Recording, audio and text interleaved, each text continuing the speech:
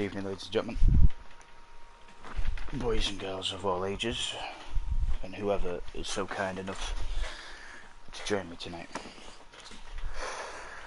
Due to quarantine, we're all locked inside, and all stressed, all bored. Me especially. There's only so many video games you can play in the day.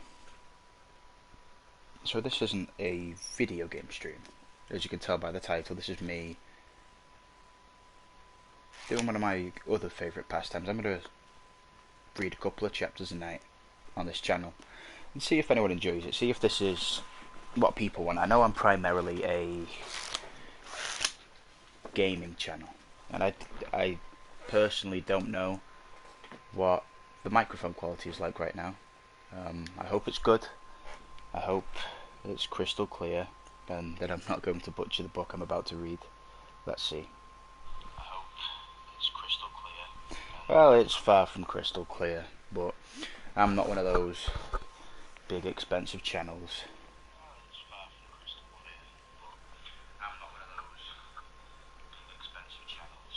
Right, so sorry about all the feedback you've just been getting. I was just making sure that the audio quality is coming through and that you can hear me. Now, you may be sat there going, oh, that's just a blue screen with no camera and a couple of smiley faces. Well, those smiley faces are going to be keeping us company tonight. A little bit about the book before we get into it. This book, Mr. Monday, is one of my favourite books of all time. I read it for the first time, must have been, what year did the book come out? I must have been 10 maybe.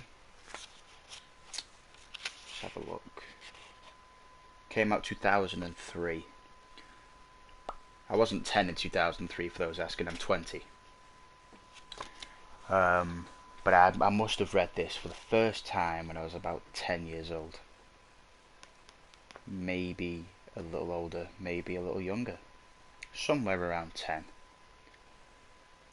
And I read this book and I loved it. And I could never find the other 6. There are 7 books in this series. But I read it. I bought all 7 a couple of years ago. And I most recently read Mr. Monday in 2015. So it's been 5 years since I've read it, so I'm quite excited to read it again. And I remember still loving it then. So it was good when I was a kid. It's good when I was a teenager.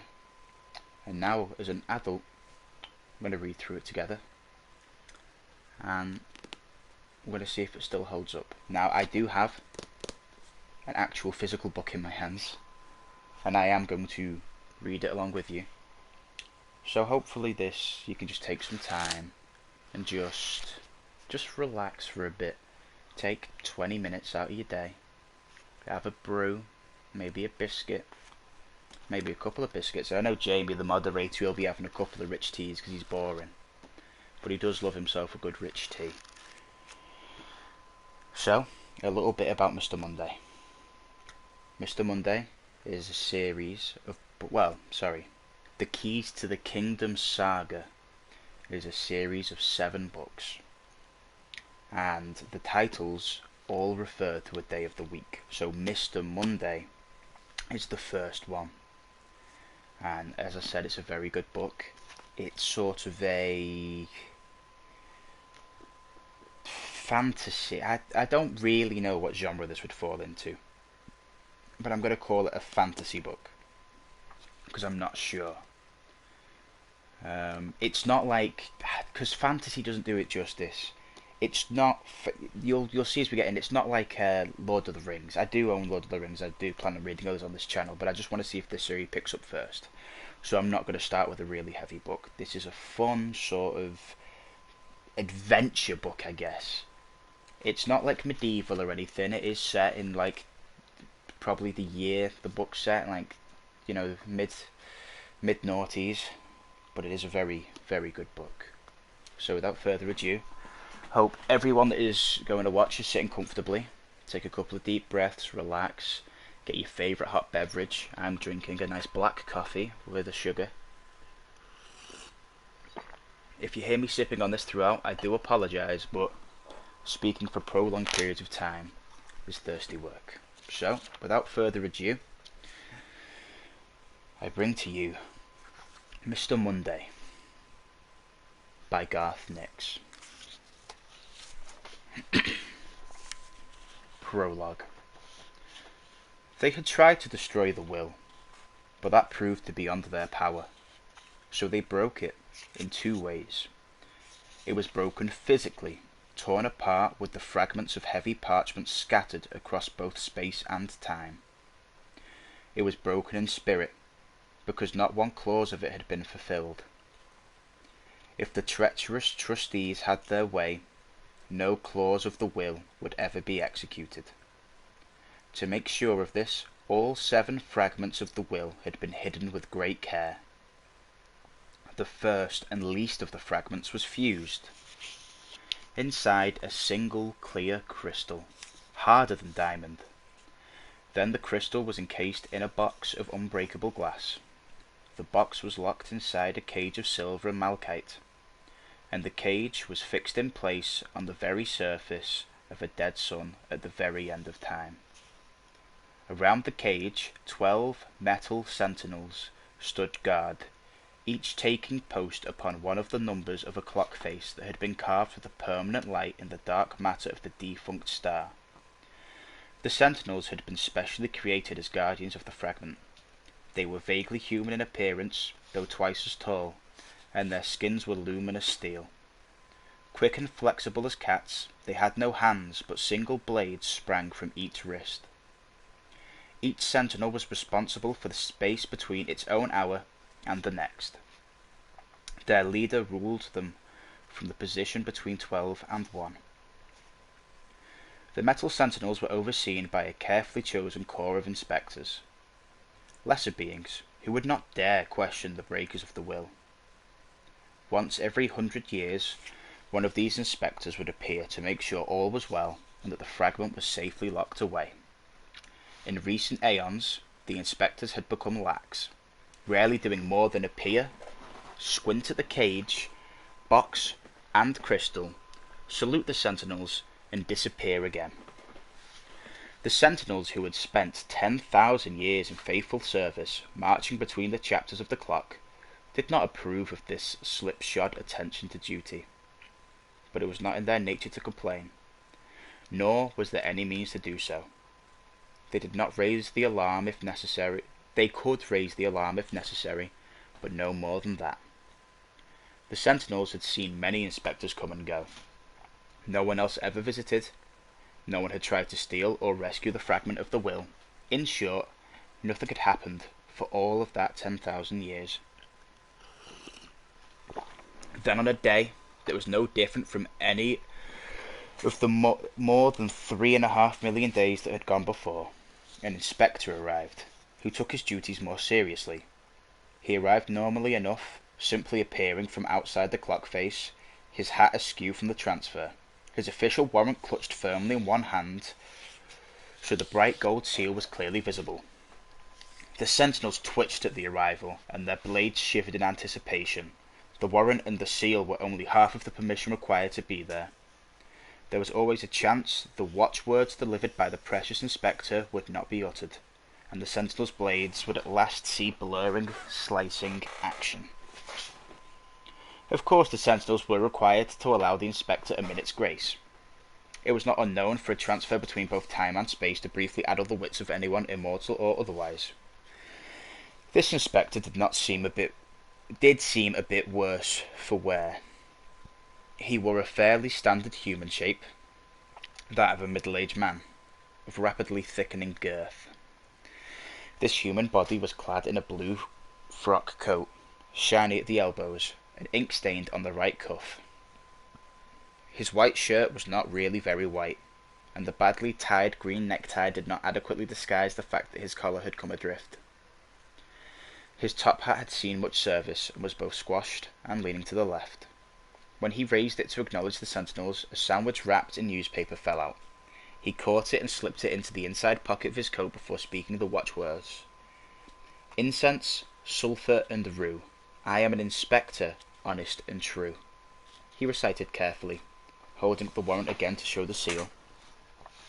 The 12 o'clock sentinel swiveled in place in answer to the watchwords and the seal. It crossed its blades with a knife-sharpening noise that made the inspector tremble, and waved a salute in the air. "Approach, Inspector," intoned the sentinel. That was half of everything it ever said. The inspector nodded and cautiously stepped from the transfer plate to the curdled darkness of the dead star. He had taken the precaution of wearing immaterial boots, disguised as carpet slippers, to counteract the warping nature of the dead star's dark matter. Though his superior had assured him that the warrant and seal would be sufficient protection. He paused to pick up the transfer plate because it was his personal favourite, a large serving plate of delicate bone china with a fruit pattern, rather than the more usual disc of burnished electrum. It was a risk using a china plate because it could be easily broken, but it looked nice, and that was important to the inspector. Even the inspectors were not allowed to pass the inner rim of the clock face, where the feet of the numerals were bordered by a golden line, so this inspector gingerly trod past the 12 o'clock sentinel and stopped short of the line. This silver cage looked as solid as it should, and the glass box was quite intact and beautifully transparent. He could easily see the crystal inside, just where it was supposed to be. "All seems to be in order," he muttered, relieved. He took a small box out of his coat pocket, flicked it open, and with a practised movement transferred a small pinch of snuff to his right nostril. It was a new snuff, a present from a higher authority. "All, in order," he repeated, then let out an enormous sneeze that rocketed his whole body, and for a moment threatened to overbalance him over the gold line. The sentinels leaped and twisted from their regular position, and the 12 o'clock sentinel's blades came whisking down within an inch of the inspector's face as he desperately windmilled his arms to regain balance. Finally, he managed it, and teetered back on the right side of the line. "Awfully sorry. Terrible habit," he squeaked as he thrust his small snuff box securely away. "I'm an inspector, remember. Here's the warrant. Look at the seal." The sentinel subsided into their usual pacing. The 12 o'clock sentinel's arms went back to its sides, the blades no longer threatening. The inspector took out a huge patched handkerchief from his sleeve and mopped his face. But as he wiped the sweat away, he thought he saw something move across the surface of the clock face. Something small, and thin, and dark. When he blinked and removed his handkerchief, he could not see anything. "I don't suppose there is anything to report?" he asked nervously. He hadn't been an inspector long, a decade short of 4 centuries, and he was only an inspector of the 4th order. He'd been a third back hall porter for most of his career, almost since the beginning of time. Before that, "Nothing to report," said the 12 o'clock sentinel, using up the rest of its standard vocabulary. The inspector politely tipped his hat to the sentinel, but he was concerned. He could feel something here, something not quite right, but the penalty for a false alarm was too horrible to contemplate. He thought he might be demoted back to being a hall porter, or even worse, made corporal. Stripped of his powers and memory, and sent somewhere in the secondary realms as a living, breathing baby. Of course, the penalty for missing something important was even worse. He might be made corporal for that, but it would not be as anything even vaguely human, or on a world where there was intelligent life. And even that was not the worst that could happen. There were far more terrible fates, but he refused to contemplate them. The inspector looked across the cage, the glass box, and the crystal. Then he got out a pair of opera glasses out of an inner pocket and looked through those. He could still see nothing out of the order. Surely, he told himself, the sentinels would know if something had gone amiss. He stepped back outside the clock face and cleared his throat. "All in order. Well done, you sentinels," he said. "The watchwords for the next inspector will be thistle, palm, oak, and yew. I am an inspector, honest and true." "Got that? Excellent. Well, I'll be off." The 12 o'clock sentinel saluted. The inspector doffed his hat once more, swiveled on one heel, and set down his transfer plate. chanting the words that would take him to the house. According to regulations, he was supposed to go via the Office of Unusual Activities on the 15th floor and report, but he was unsettled and wanted to go straight back to the 2010th floor, his own comfortable study, and have a nice cup of tea. From dead stars' gloom to bright lamps' light, back to my rooms away from the night. Before he could step on the plate, something small, skinny, and very black shot across the golden line between the legs of the 12 o'clock sentinel, across the inspector's left immaterial boot, and onto the plate. The blue and green fruit glazed on the plate flashed, and the plate, black, streaky and all, vanished in a puff of rather rubbery and nasty-smelling smoke. "Alarm! Alarm!" cried the sentinels, leaving the clock face to swarm around the vanished plate, their blades snickering in all directions. The sound of 12 impossibly loud alarm clocks rang from somewhere inside their metal bodies. The inspector shrank down before the sentinels and started to chew on the corner of his handkerchief and sob. He knew what that black streak was. He had recognised it in a flash of terror as it sped past. I am honestly so sorry, guys. I am butchering this book. It was a line of handwritten text. The text from the fragment that was supposedly still fused in the crystal, locked in the unbreakable box, inside the silver and malachite cage, glued to the surface of a dead sun and guarded by metal sentinels. Only now, none of those things were true. One of the fragments of the will had escaped, and it was all his fault. Even worse, it had touched him, striking his flesh straight through the immaterial boot, so he knew what it said, and he was not allowed to know. Excuse me. Even more shockingly, the will had recalled him to his real duty. For the first time in millennia, he was conscious of just how badly things had gone wrong. "Into the trust of my good Monday I placed the administration of the lower house," the inspector whispered, "until such time as the heir or the heir's representatives call upon Monday to relinquish any such offices, properties, rights, and appurtenances as Monday holds in trust." The sentinels did not understand him, or perhaps they could not even hear him over the clamouring of their internal alarms. They had spread out, uselessly searching the surface of the dead star, beams of intense light streaming from their eyes into the darkness. The star was not large, no more than 1,000 yards in diameter, but the fragment was long gone. The inspector knew it would have already left his rooms and gone into the house proper. "I have to get it back," the inspector said to himself. "The will need help. Transfer plate's gone, so it will have to be the long way." He reached into his coat and pulled out a grimy and bedraggled pair of wings that were almost as tall as he was. The inspector hadn't used them for a very long time, and was surprised at the state they were in. The feathers were all yellow and askew, and the pinions didn't look at all reliable. He clipped them into place on his back and took a few tentative flaps, to make sure they still worked. Distracted by his wings, the inspector didn't notice a sudden flash of light upon the surface of the clock, or the two figures who had appeared with that flash. They wore human shapes too, as was the fashion in the house, but these two were taller, thinner, and more handsome.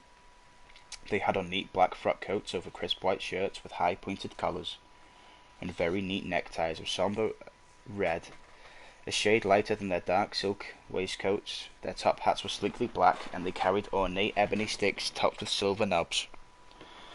"Where do you think you're going, Inspector?"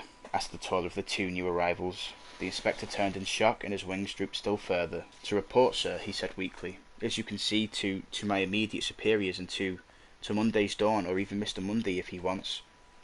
"Mr. Monday will know soon enough," said the tall gentleman. "You know who we are."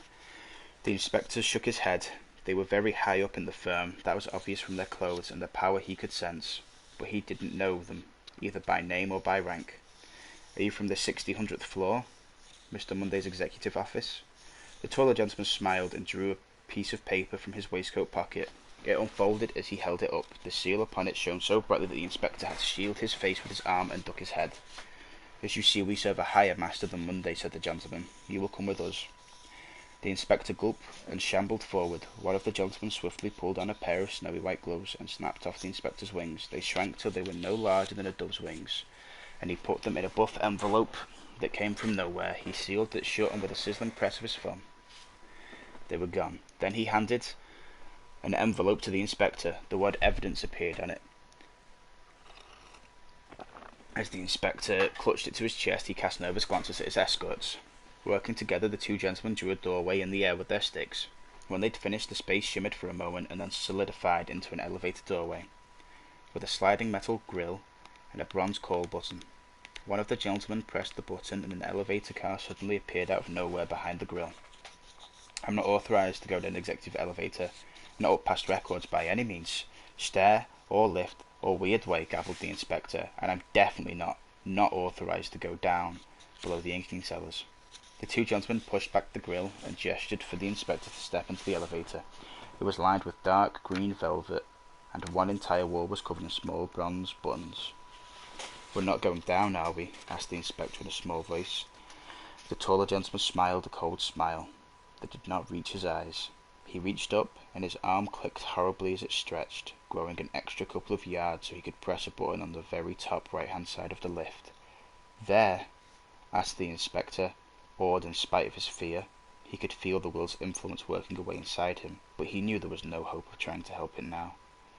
The words that had gotten away would have to fend for themselves. All the way to the top? "Yes," said the two gentlemen in unison, as they clanged shut the metal grille. Chapter 1.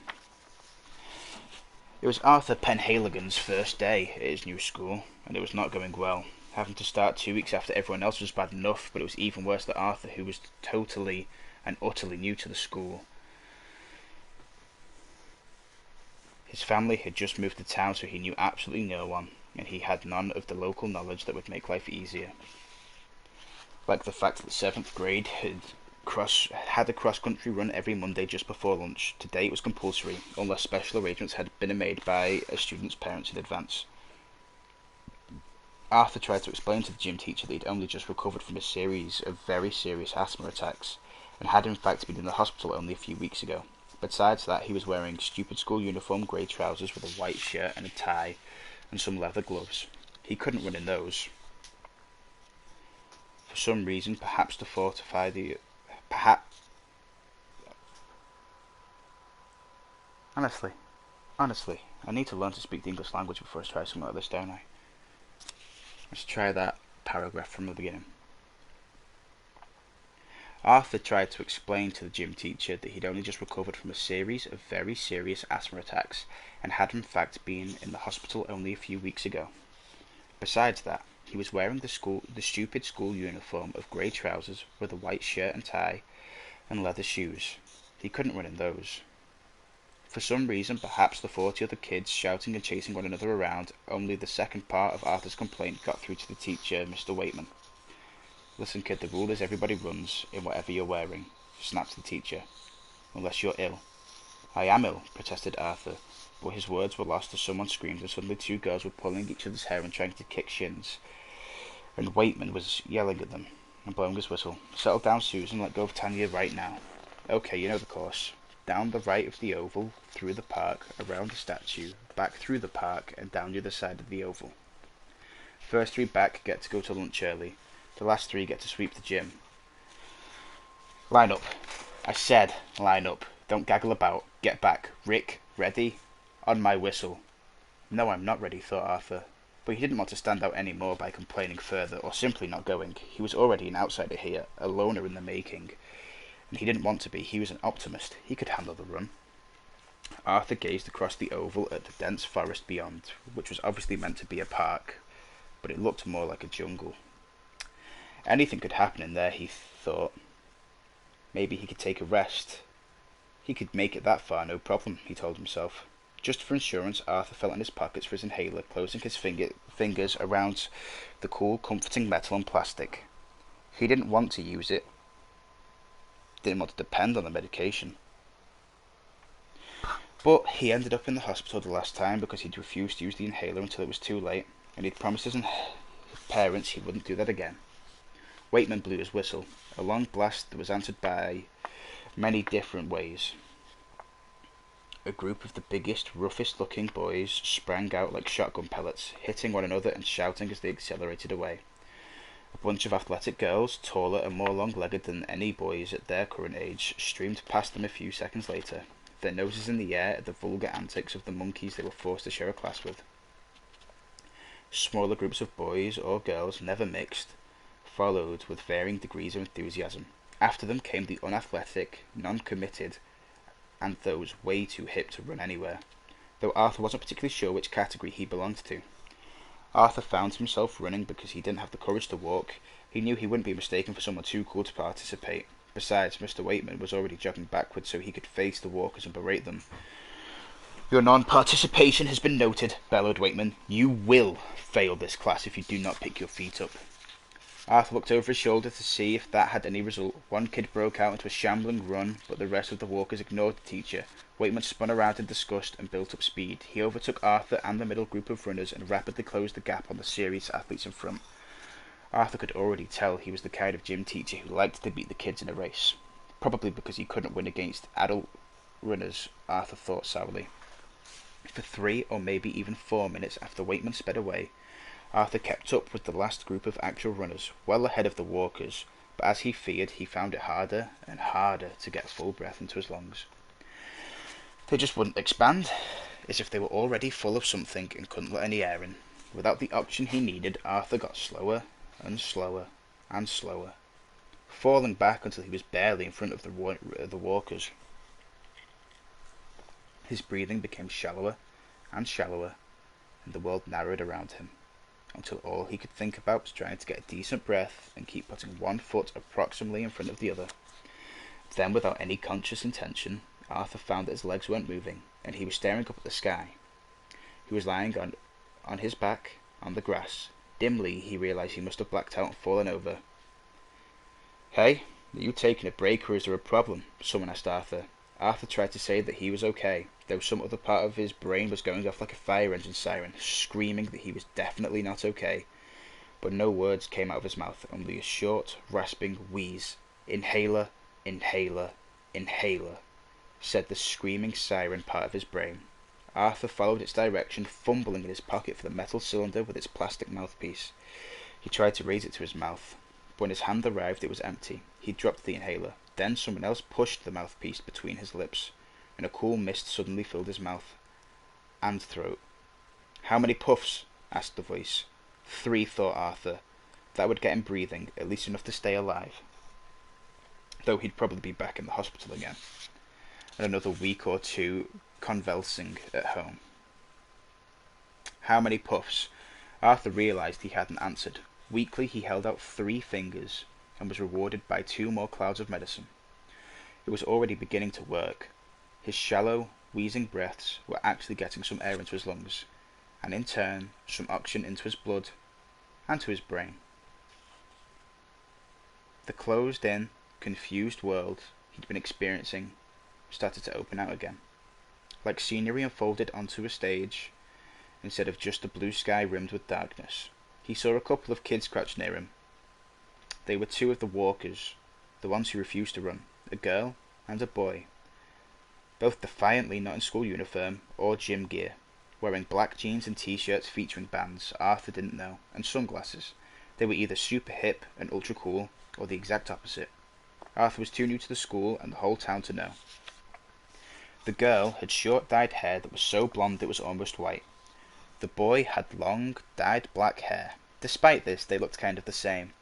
It took Arthur's confused mind a second to work out that they had to be twins, or at least brother and sister. Maybe one had to repeat a grade. He didn't know. "Ed, call 999, instructed the girl. She was the one who had given Arthur the inhaler.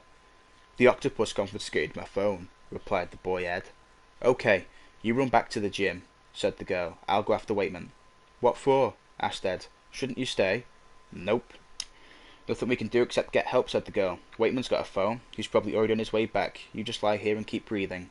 The last words were directed at Arthur. He nodded feebly and waved his hand, telling them to go.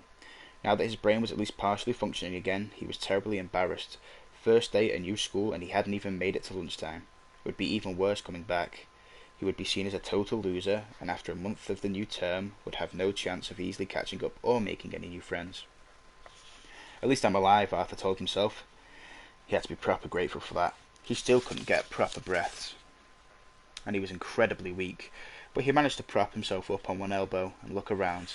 The two black-clad kids were showing that they could run when they wanted to. Arthur watched the girls sprint through the gaggle of walkers like a crow dive-bombing a flock of sparrows and vanish into the tree line of the park. Looking the other way, Arthur saw Ed was about to disappear around the high, blank brick wall of the gym, which blocked the rest of the school from view. Help would be coming soon. Arthur willed himself to be calm. He forced himself up to a sitting position and concentrated on slow breaths, as deep as he could manage. With a bit of luck, he would stay conscious. The main thing was to not panic. He'd been here before, and he'd come through. He had the inhaler in his hand. He'd just sit quietly, keep still, and make sure not to panic, and keep fear securely locked away. A flash of light suddenly distracted Arthur from his slow, counted breaths. It hit the corner of his eye, and he swung around to see what it was. For a moment he thought he was blacking out again, and was falling over, and looking up at the sun. Then, through half-shut eyes, he realized that whatever was blinding him was on the ground, and in fact, very close. In fact, it was moving, gliding across the glass towards him, the light losing its brilliance as it drew nearer. Arthur watched in stunned amazement as a dark outline became visible within the light. Then the light faded completely, to reveal a weirdly dressed man in a very strange sort of wheelchair being pushed across the grass by an equally odd-looking attendant. The wheelchair was long and narrow, like a bath. It was made of woven wicker. It had one small wheel at the front and two big ones at the back. All three wheels had metal rims without rubber tyres or any sort of tyre. So the wheelchair, or wheel bath, or bath chair, or whatever it was, sank heavily into the grass. The man lying back in the chair was thin and pale, his skin like tissue paper. He looked quite young, though no more than 20, and was very handsome, with even features and blue eyes, though these were hooded, as if he was very tired. He had an odd round hat with a tassel on his blonde head, and was wearing what looked to Arthur like some sort of kung fu robe of red silk with blue dragons all over it. He had a tartan blanket over his legs, but his slippers stuck out at the end.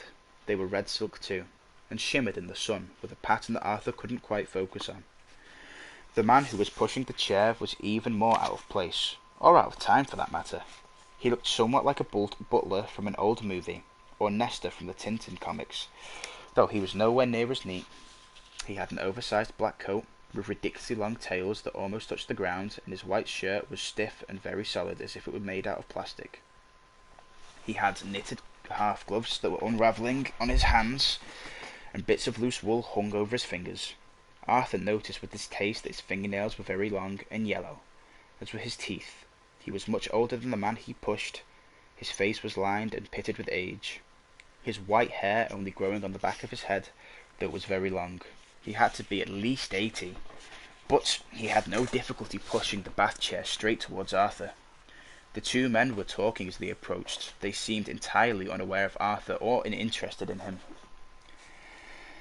"I don't know why I keep you upstairs, Sneezer," said the man in the bath chair, "or agree to your ridiculous plans." Now, sir," said the butler type, who was obviously called Sneezer. Now that they were closer, Arthur noticed that his nose was rather red, and had patchwork of broken blood vessels shining under the skin. "It's not a plan, but a precaution. We don't want to be bothered by the will, do we?" "I suppose not," grumbled the young man. He yawned widely and closed his eyes.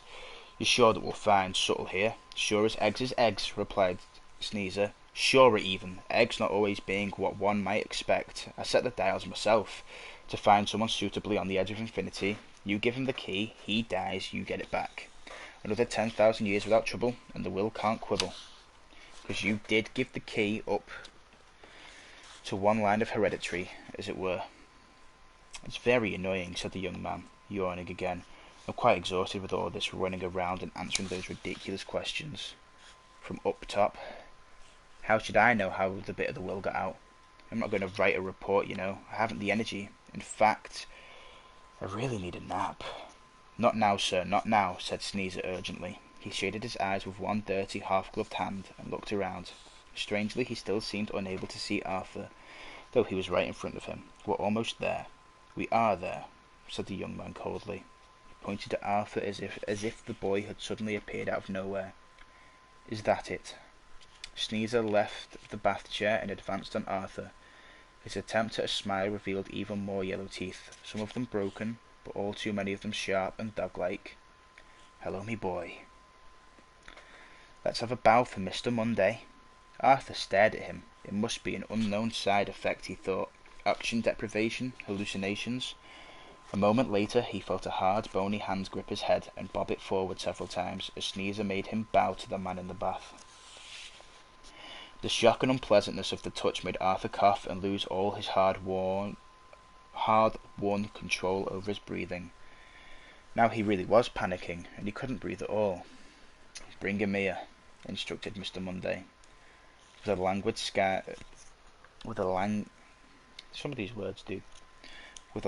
sigh, he leaned over the side of the bath chair as Sneezer dragged Arthur effortlessly over, using only 2 fingers to pick the boy up by the back of his neck. "You sure this one will die straight away?" Mr. Monday asked, reaching out to lift Arthur's chin and look at his face. Unlike Sneezer, Monday's hands were clean and his fingernails trimmed. There was hardly any force in his grip, but Arthur found he couldn't move at all, as if Monday had pressed a nerve that paralysed his whole body from the neck down. Sneezer rummaged in his pockets with one hand, not letting go of Arthur's neck. He pulled out 6 scrunched up pieces of paper which hung in the air as if he'd laid them on an invisible desk. He sorted through them quickly and smoothed one out, held it against Arthur's cheek, and the paper shone with bright blue light, and Arthur's name appeared on it in letters of gold. "It's him, no doubt at all," said Sneezer. He thrust the paper back in his pocket, and all the others went back in as if they were joined together on a thread. "Arthur Penhaligon, due to drop off the twig any minute. You'd best give him the key, sir." Mr. Monday yawned again, and let go of Arthur's chin. Then he slowly reached inside the left sleeve of his silk robe and pulled out a slender metal spike. It looked very much like a thin-bladed knife without a handle. Arthur stared at it, his mind and sight already fuzzy again from the lack of oxygen. Somewhere in his head, under that fuzziness, the panicked voice that had told him to use his inhaler was screaming again, "Run away, run away, run away."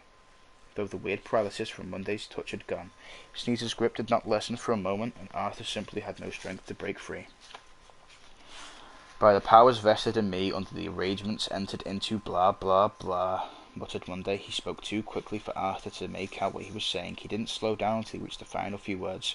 "And so let the will be done." As he finished, Monday thrust out with the blade. At the same time, Sneezer let go of Arthur, and the boy fell back onto the grass. Monday laughed wearily and dropped the blade into Arthur's open hand. Instantly, Sneezer made Arthur wrap up his fingers around it, pushing it so hard that the metal bit into his skin. With the pain came another shock. Arthur found that he could breathe. It was as if a catch had been turned in on the top of his lungs, locking them to let air back in. "And another," said Sneezer urgently. "He has to have it all." Monday peered across at his servant and frowned. He also started to yawn, but quashed it by taking an angry swipe across his own face. "You're very keen for the key to leave my possession, even if only for a few minutes," said Monday. He'd been about to take something else out of his other sleeve, but now he hesitated. "And to give me boiled brandy and water, too much boiled brandy and water, perhaps. In my weariness I have not given this matter quite the thought. If the will finds you, and you have not given the key to a suitable heir—" "If the will finds me," mused Monday. "What of it? If the reports be true, only a few lines have escaped their durance. I wonder how much power they hold."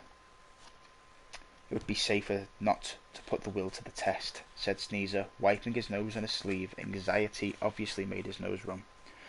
"With the complete key in his possession, the boy might live," observed Monday. For the first time he sat up straight in his bath chair, and the sleepy look was gone from his eyes.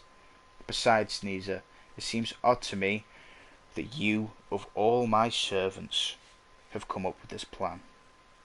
"How so, sir?" asked Sneezer. He tried to smile ingratiatingly, but the effect was repulsive. "Because generally you're an idiot," shouted Monday in a rage. He flicked a finger, and an unseen force struck Sneezer and Arthur, sending both of them tumbling across the grass. "Whose game are you playing here, Sneezer? You're in league with the Morrow Days, aren't you? You and that inspector, and the will safe as ever. Do you expect to take over my office?" "No," said Sneezer. He slowly stood up, and began to advance upon the bath chair. With each step his voice changed, becoming louder and clearer, booming into the distance. Trumpets sounded as he trod, and Arthur saw letters of sharp black ink form upon his skin. The letters danced and joined in lines of type that rushed across Sneezer's face like a living tattoo. Into trust of my good Monday I placed the administration of the lower house, said both the type and the booming voice that came out of his mouth. But it was not Sneezer's until Arthur couldn't believe the languid Monday could move so fast. He drew something out of his sleeve, a glittering object which he pointed at Sneezer as he shouted deafening words that sounded like thunderclaps, the vibration of them smashing through the air and shaking the ground where Arthur lay. Then there was a flash of light, a concussion that shook the earth and stifled the scream, though Arthur did not know who it came from, Sneezer or Mr. Monday. Arthur shut his eyes, and when he opened them again, Monday, bath chair, and Sneezer had all disappeared. But there was still black type running through the air, moving too quickly for him to read the words. The letters twirled above Arthur into a spiral, a whirlwind of shiny letters. Something heavy materialized between the lines of type and fell down, striking him sharply on the head. It was a book, a slim notebook, no bigger than Arthur's hand. It was bound in green cloth. Arthur absently picked it up and slid it into his shirt pocket. He looked up and around again, but the lines were gone. They had slowed down just long enough for him to make out only 4 words: air, Monday, and the will. Arthur could see Mr. Wayman running towards him now, a phone at his ear, and the school nurse running towards him more slowly from the direction of the gym, a resuscitation kit in one hand. Behind Wayman came the whole of Arthur's gym class. Even the walkers were now running. Arthur looked at them and would have groaned if he could have forced any air out of his lungs. Not only was he going to die, he would be in front of everybody. They would all be interviewed on TV and say things that sounded nice but really meant they thought he was a stupid loser. Then he noticed that he could breathe. For a while there, his brain had been tripping out from lack of oxygen, with visions and everything. But the inhaler had worked sufficiently well to get him over the worst. He could breathe a bit, and it was worth the pain in his hand. Arthur then looked at that hand. It was still clenched in a fist, with a trickle of blood running out below his finger. He'd thought he was clutching his inhaler, but he wasn't. He was holding some weird strip of metal, sharp, pointed on one end, with a circular loop on the other. It was heavy and was made of silver with fancy gold inlay, all swirls and circles. Arthur stared at it for a second before he realised what it was. It was the minute hand of some sort of antique clock. It was real, and so was the notebook in his pocket. Had Mr. Monday and Sneezer really been there? It wasn't all an oxygen deprivation dream, he thought. Wayman and the nurse would be on him in a minute. Arthur looked around wildly, trying to think of somewhere he could hide the clock hand. It would be taken away from him for sure. There was a patch of discoloured grass a few paces away. Arthur crawled over to it, plunged the minute hand into the earth, till only the hollow circle remained, hidden by some tufts of yellow grass. As soon as he let the hand go, he felt his chest tighten, and the catch that had opened had snapped shut again. There was no more air. Arthur rolled over, trying to put some distance between himself and the minute hand. He didn't want anyone else to find it. He'd come back as soon as he could, he thought. If he lived. Chapter 2 is where I shall leave it for now, ladies and gentlemen. We've been reading for 50 minutes, or thereabouts. Many apologies for the constant slip-ups. Oh dude, my vision's gone blurry. I feel like I'm about to pass out and I don't know why. Probably talking for 50 minutes has left me a little light-headed. So, that is the first 2 chapters of Mr. Monday by Garth Nix. If you enjoyed, please feel free to let me know, and I shall continue with chapter 2 and 3 in the following days. If you didn't enjoy, then also feel free to let me know. All criticism is appreciated on this channel. All comments are read and replied to. Any and all book recommendations will be considered. Really do appreciate you spending a couple of minutes with me here tonight, and I hope to see you soon.